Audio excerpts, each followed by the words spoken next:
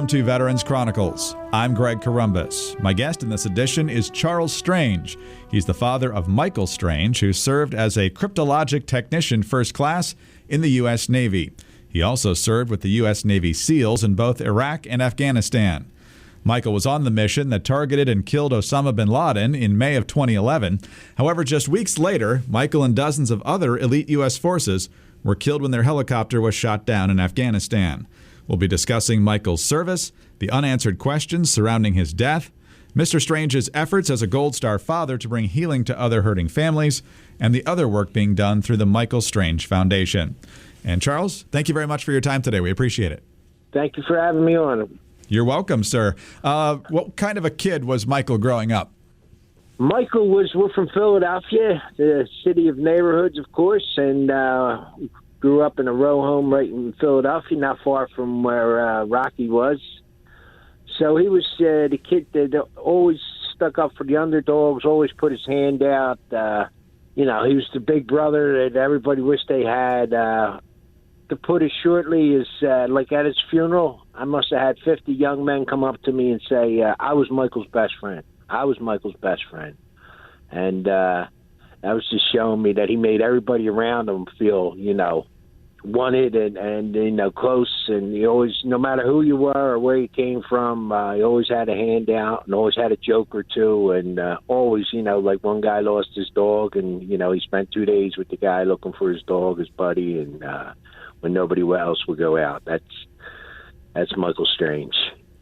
When did he join the service, and why did he pick the U.S. Navy? He was a senior in high school, and he said, Dad, I'm joining the military. And I said, you're not joining the military. There's a war going on. And he became 18. He graduated North Catholic High School here in Philadelphia. And he said, Dad, I joined the Navy. I gave him an attaboy, and he wanted to, like it says, see the world. And he also wanted the money for college, not to put another burden on me or his mother, and always thinking of others.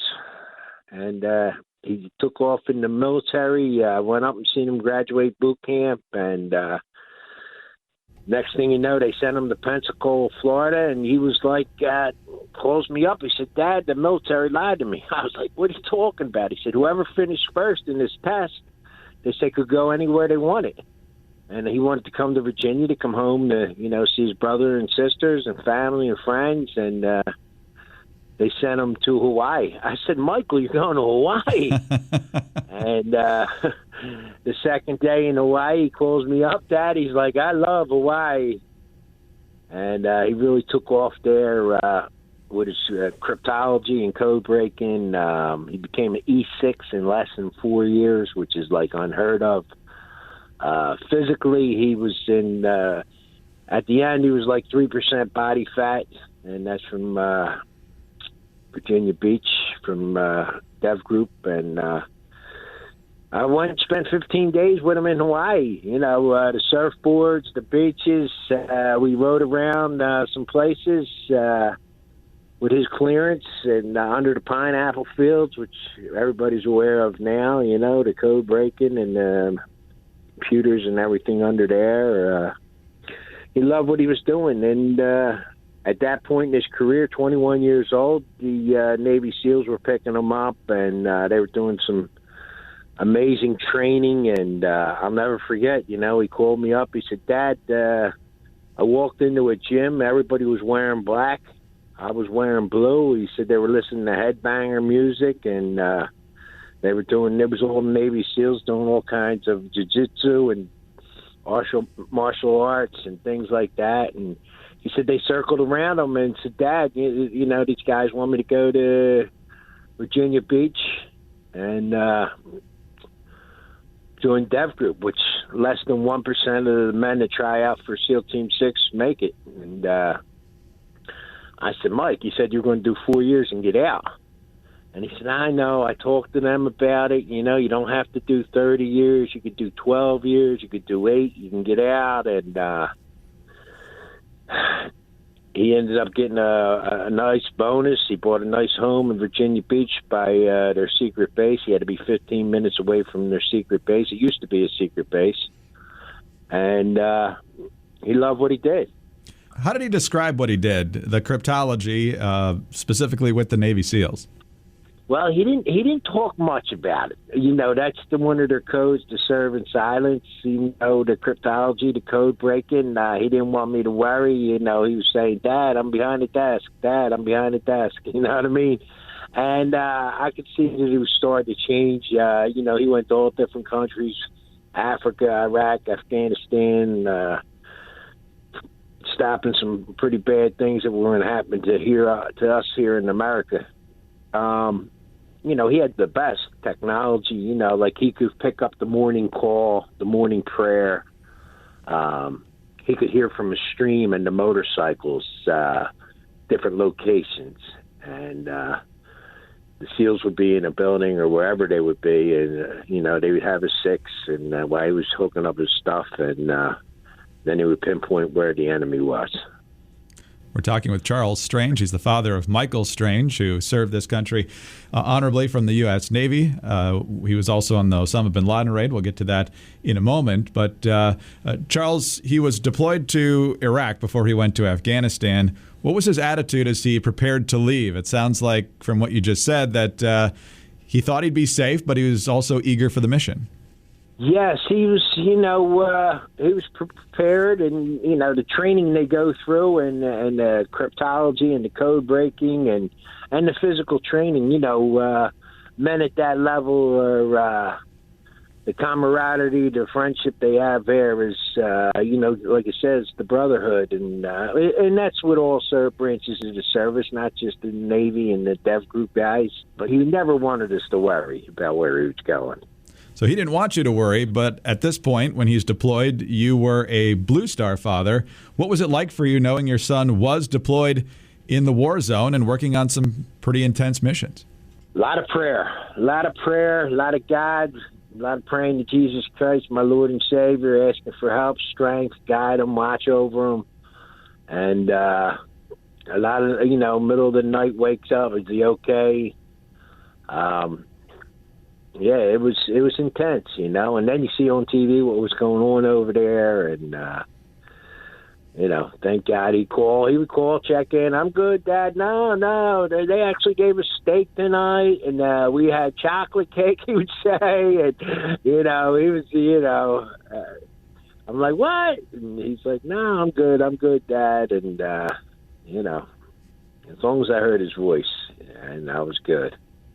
Things were okay inside the green zone, at least for the most part for him, it sounds like. So later, of course, he was deployed to Afghanistan, still working with the Navy SEALs a lot of the time. When did you find out that he was part of the bin Laden raid, given the classified nature of it? Was it fairly quickly, or was it quite a bit later? Quite a bit later. I mean, he called me in the middle of April of 2011, and he said, Dad, everything's getting shut down. I said, what are you talking about, Michael?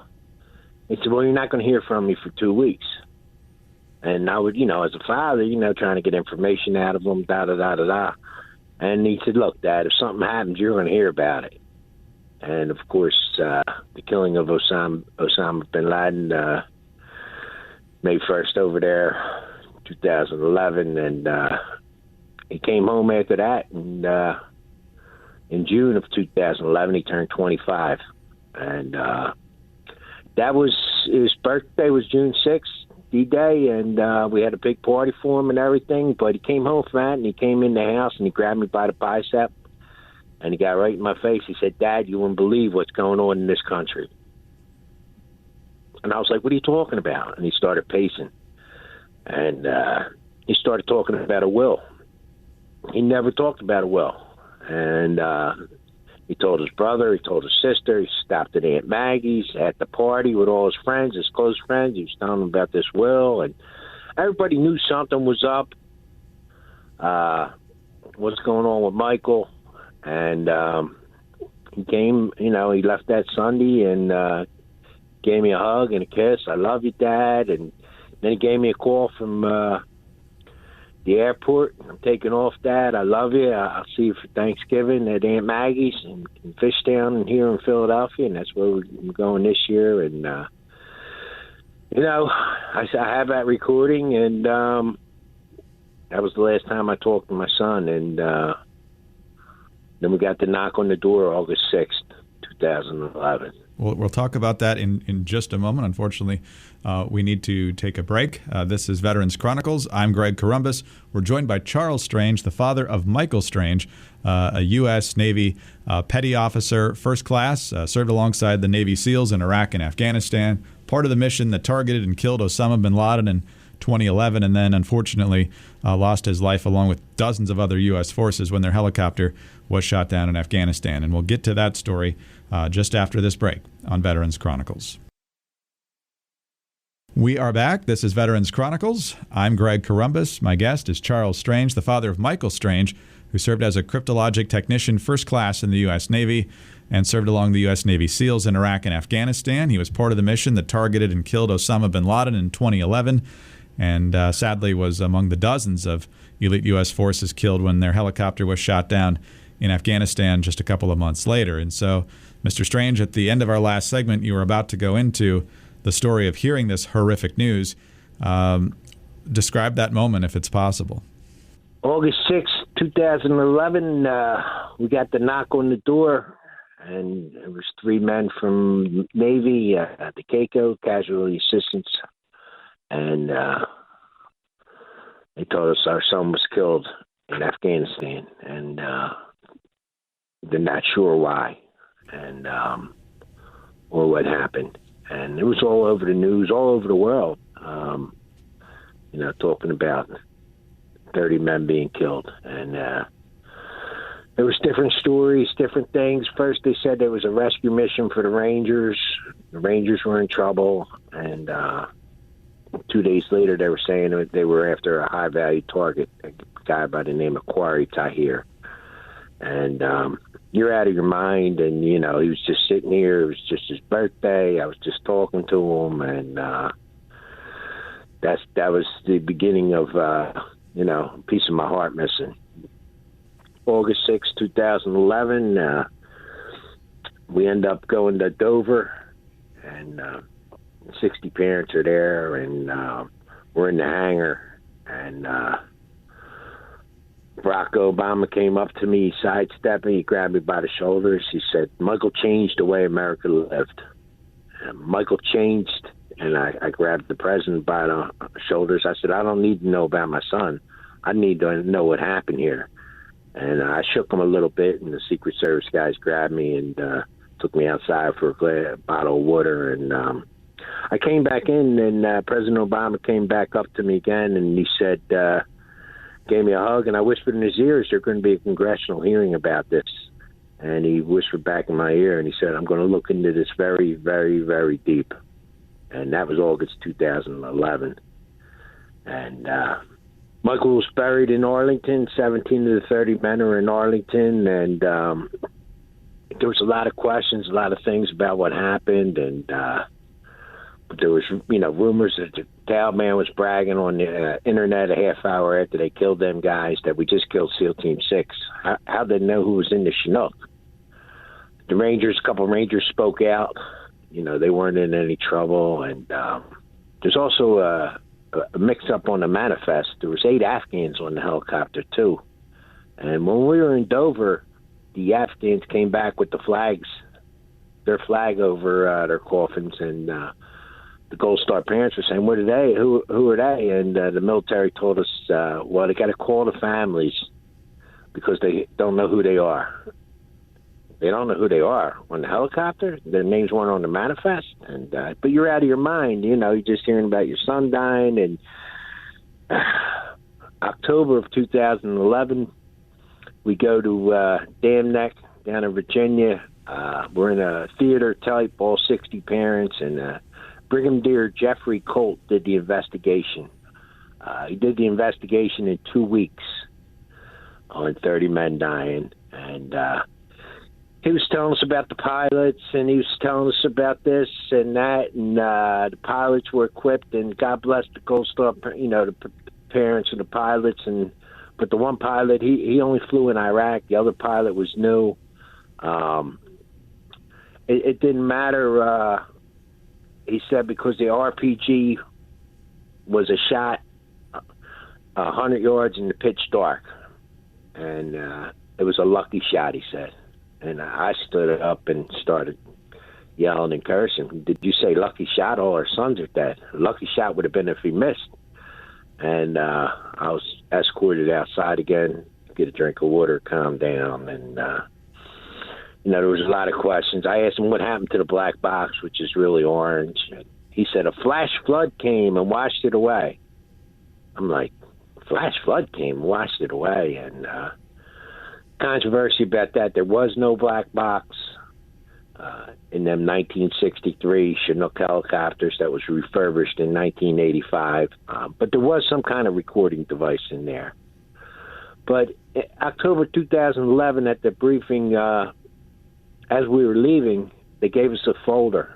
And you don't look at the folder right away, you're out of your mind, like what's happening here. And because there was air support. And there was a C-130 above. A girl by the name of Joni, Joni Marquez, was in the C-130 above. She asked to open up fire 6 times and was denied because of the rules of engagement. Because one of the fathers asked, why didn't you take them out with the C-130? And Admiral Harwood stood up and he said, to win the hearts and minds. And I'm like, what did he say? And about our hearts, our minds, we lost a part of our heart, and we get home with this folder and the 25 pages, and there's a disc in there. And I open up the 25 pages, and you can read the first page, you can read the second page, but the rest of the pages, there's no ink. There's no toner. You can't read it. And I called up Admiral Sean Pybus. He was the commander-in-chief of CENTCOM, and I said, Sean, I got a bad copy here. I can't read the report. And he said, I got a lot of complaints about that, Mr. Strange. I said, okay, send me another one. He said, I can't. We burned it. I said, you burned it? And I hung up the phone, and I put the disc in the computer, which I heard from some of the parents they were going to ask back for. But all these little blocks pop up on the computer, and I'm not a computer guy, and my wife got on there. After 7 hours, she downloaded the disc, and 1,364 pages came out, and it tells you everything. The Taliban were under the trees, like 30 of them, with night vision goggles, machine guns, cell phones, motorcycles, Taliban on top of the roof, passing things back and down, back and forth, which were probably the RPGs or the man pads. 6 IEDs leading up to the landing site and around the landing site. This was done by design, the killing these men. But in the 1,364 pages, the eye in the sky, there was 3 sensors up in the sky. And Jeffrey Colt at the briefing actually said this to us. He said they all had a glitch in them. They went out. They went out at the same time our sons got killed. Are you kidding me? There's something wrong here. You're lying to a Gold Star parent about how your son died, and what are they hiding? Is it that we've been there 20 years in a country a little bit bigger than the size of Texas? Mr. Strange, we're going to take another break here. When we come back, we'll take a look at the other side of this story. Of course, the profound grief that you and other Gold Star family members felt upon this news, in addition to all the questions that lingered. And we're going to talk about how you address that and how you're helping other Gold Star families deal with that when we come back on Veterans Chronicles. This is Veterans Chronicles. I'm Greg Corombos. My guest in this edition is Charles Strange, the father of Michael Strange, who served as a cryptologic technician first class in the U.S. Navy, and he served alongside U.S. Navy SEALs in both Iraq and Afghanistan, as well as other parts of the world. Michael was on the mission that targeted and killed Osama bin Laden in 2011. And then just weeks later, as we've already discussed in our podcast today, Michael and dozens of other elite U.S. forces were killed when their helicopter was shot down in Afghanistan.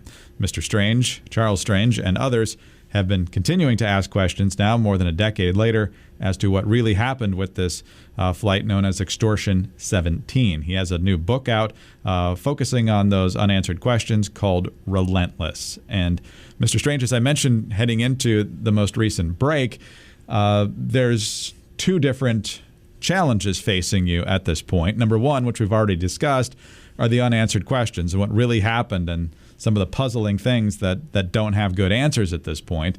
The other, of course, is the personal side. Anyone who has not been in your situation, I would guess, cannot possibly know what it's like to lose a child, particularly in this set of circumstances. So in the beginning, how did you put one foot in front of the other and continue on in those first days and weeks after losing your son? Well, it was brutal. It's your mind is not your children are supposed to bury you. And I ran into another Gold Star father from here in Pennsylvania, Grant Smith. His son was Tristan Smith, killed 2008. And I called him up, and I asked if I could talk to him, meet him for a coffee, and I met him for a coffee, and he was the same. He was crying, he was angry. We talked for like an hour and a half, and I came back to my wife. I said, I feel better. I feel better talking to him. I'm not alone. I was ready to go to the hat factory, and I was like, you got to be kidding me. There's something wrong here. And I said to my wife, I said, we should bring more Gold Star families in. We got to meet these people. We got to share with these people, and that's how we started the Michael Strange Foundation.org. We started off in a church hall here in Philadelphia with a beef and beer for a fundraiser, and we brought like 20 Gold Star families in for a weekend. We took care of the plane tickets, the hotel, and the food, and it was good. It was really good meeting these parents. We also bring a paid grief counselor, and we start the weekend off, of course, with the color guards and a prayer. Introduce our volunteers so the Gold Star families feel comfortable sharing. Go over the 5 stages of grief, and then my wife made up a folder, and we hand out the folder, and there's a couple poems in there, and there's some loose leaf paper. And we ask them to write a little bit about their son or their daughter Friday night. And everybody brings a picture of their son or daughter that were killed in Iraq and Afghanistan. And Saturday morning we get up, we have breakfast. The grief counselor talks for about a half hour, 45 minutes. And then we don't make anybody do anything. And because Friday night when we ask them to write, their hands they're sitting in the chair with their arms folded, saying, "I'm not doing this. I'm not talking about Joey. I'm not talking about Samantha."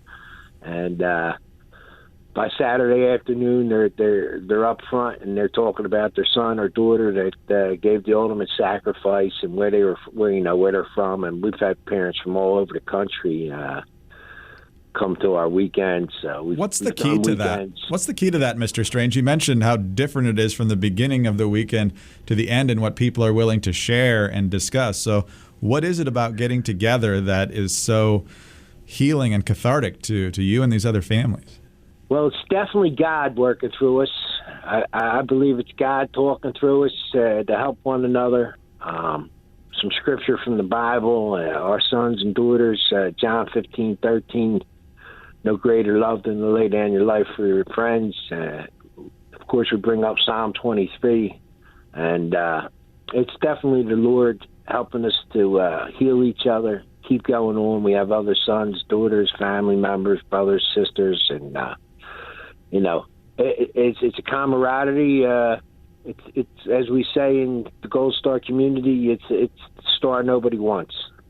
And so once you get there, the other father knows, the other mother knows, and we hug each other, we cry, we laugh, and by the end of the weekend, they're raising their hand. There's one more thing. Johnny had my truck, and he had a girl in it, and he did, and it's amazing turnaround. We use some of the tools, through Scripture, and after they get done speaking Saturday, we take a little break, and wherever we're at, we have the motorcycles, the police come out, and like we were in Ocean City, Maryland, we had 42 Gold Star parents, and they had the flags out, they had the fire engine truck out. My wife made biodegradable wreaths. They had the bugle player there, and you say your son's name, and you let go, let God, that you see him on the other side, and it's a release, and it's It's definitely God working through us, and I truly believe that I'll see my son on the other side. And then after that, we go to a local VFW or American Legion post or Elks Club, whoever would host us for a dinner. And we have a DJ and some drinks and eat. And one Gold Star mom said to me, "This is the first time I've danced in 7 years since my son died." I had a Gold Star father from out west say, my son died 6 years ago. I haven't heard anything from the military. So these Gold Star families, I don't want anybody to ever be forgotten, anybody's son or daughter. We've recently started bringing in Gold Stars that lost their sons and daughters to suicide. And in the beginning, I didn't, because I was like, I don't know. I'm not a therapist, and but then I was thinking and praying, and their sons or daughters that signed up and signed that line for our freedoms. They didn't go in thinking about killing themselves. When they came back from Iraq or Afghanistan and what goes in the battle or war, they came back. And, 32,000 we have lost to suicide in America from the Middle East. And these parents need the hugs and loves, too, and recognition, for what their sons and daughters did. And how much do these families stay in touch? Do they become lifelong friends? Do you contact each other? Because obviously, that weekend is an incredibly special time. You're spiritually renewed, as you talked about. But obviously, there will be some dark moments as you think about the loss at a different time. So is there kind of a network built to encourage each other and pray for each other? Probably every day I get a call, or I call somebody, Gold Star dad, mom, to hear these parents, when they talk about their son or daughter, we ask them, every day is hard. Every day you got that knife in your heart. But the holidays, the birthday, really turns that knife in our hearts. And what do you do to get through that day? One father, he goes to the mountains because he feels closer to the sky. Another father, he makes rockets and writes letters. A mom, she puts letters in a bottle and puts them in the ocean. You hear all different, what they do on that day of their birthday or their angel anniversary or, with the holidays. And it's a network. It's a chain. We all connect and help each other out. We have a Gold Star page, and we had Collie Tomlinson from Shreveport, Louisiana. His son Joshua, 2012, he was in a convoy, and because of the rules of engagement, he had to pull to the side, and the white van coming down was loaded with C4 and killed his son and 3 others. And Collie out there in Shreveport, Louisiana, was putting on Facebook, nobody knows, nobody cares my son died. And a couple other Gold Stars have been through our weekend.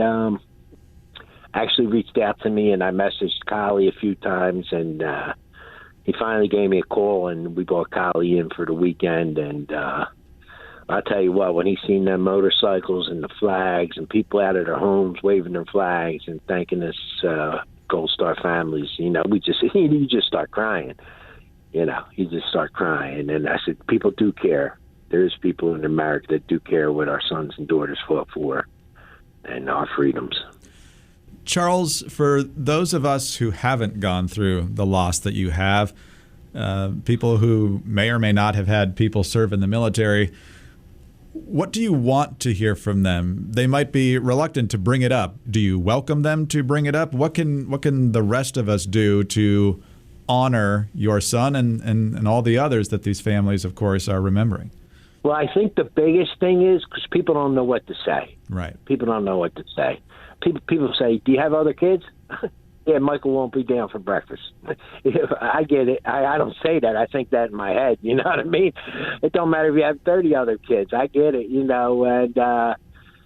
but we do like talking about our sons and daughters that died for our country. We don't mind bringing up our sons and daughters. We don't ever want their names to be forgotten.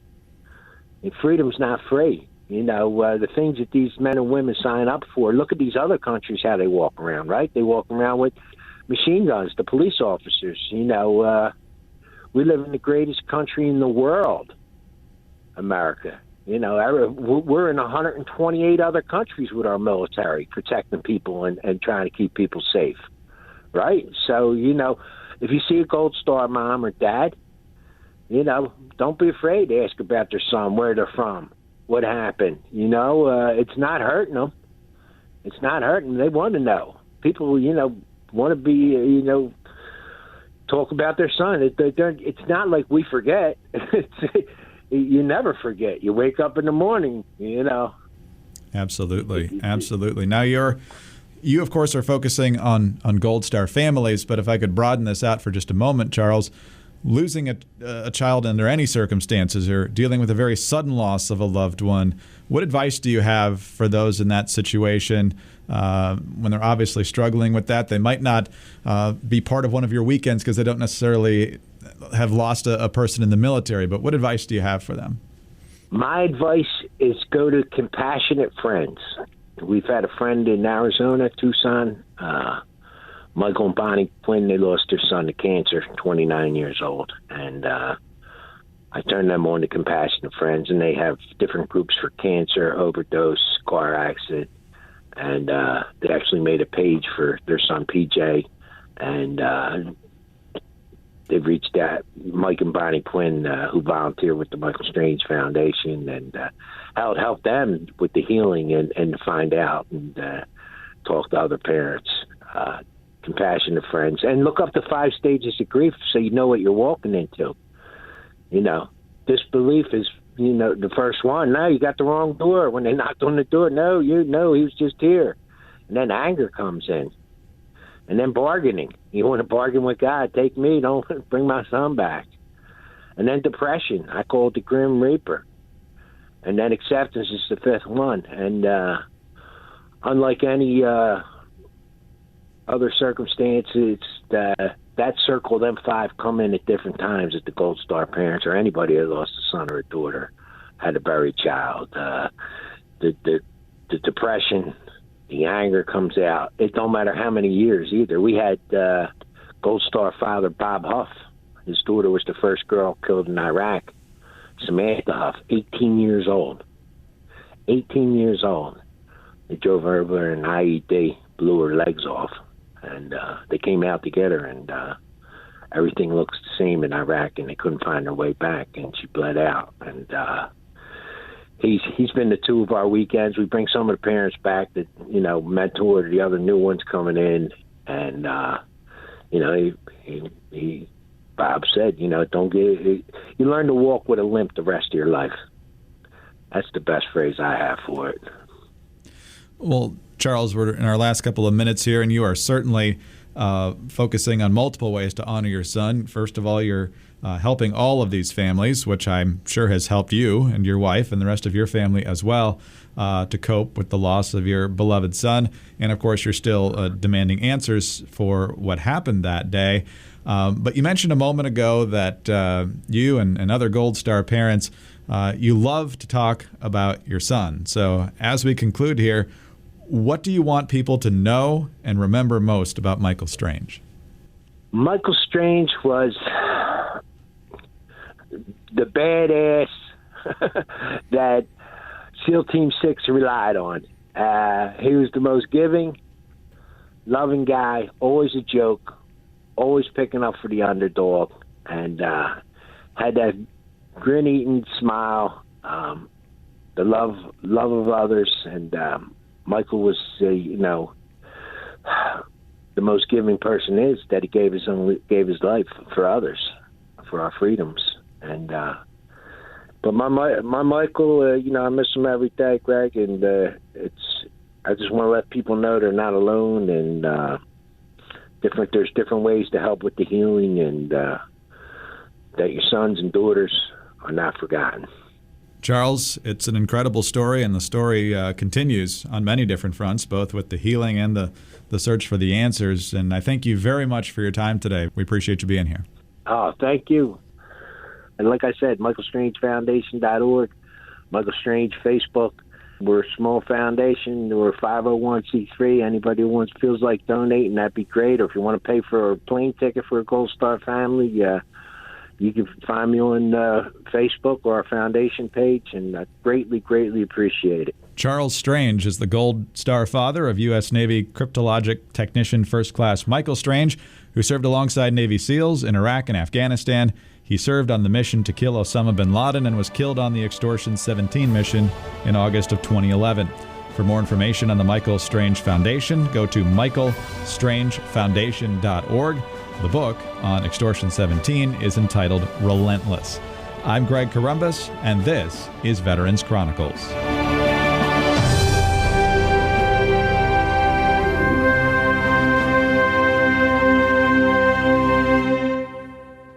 Hi, this is Greg Corombos, and thanks for listening to Veterans Chronicles, a presentation of the American Veterans Center.